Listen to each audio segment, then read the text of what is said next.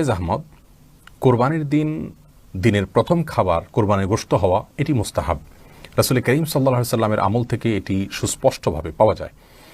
তিরমিজি এবং মুসনাদ আহমদ সহ বিভিন্ন হাদিসের কিতাবে রয়েছে যে নবী করিম সাল্লাল্লাহু আলাইহি সাল্লাম ঈদুল আজহাতে কোনো কিছু খেতেন না বাসায় এসে কোরবানির গোশত প্রস্তুত হওয়ার আগ পর্যন্ত। বিভিন্ন সালাফ থেকে উক্তি পাওয়া যায় যে কোরবানির গোশতটা এটি মূলত তো আমরা আল্লাহকে দান করে দিয়েছি, আল্লাহর উদ্দেশ্যে পশু জবাই করেছি, তারপর আল্লাহ তাআলা সেটি আমাদেরকে খেতে দিয়েছেন। কেমন যেন আল্লাহর পক্ষ থেকে এটি মেহমানদারি। তো আল্লাহর মেহমানদারির জন্য নিজেকে প্রস্তুত করে রাখা এবং অপেক্ষা করা, এটা আল্লাহর মেহমানদারির সম্মান দেখানোর শামিল। সেই জন্য কোরবানির ঈদে অর্থাৎ ঈদুল আজহাতে আমরা ভোর থেকে কোনো কিছু না খেয়ে কোরবানির গোশত দিয়ে দিনের প্রথম খাবার গ্রহণ করব, এটি মুস্তাহাব বা সুন্নাহ।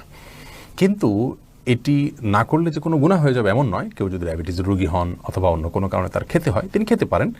এটি ফরজ বা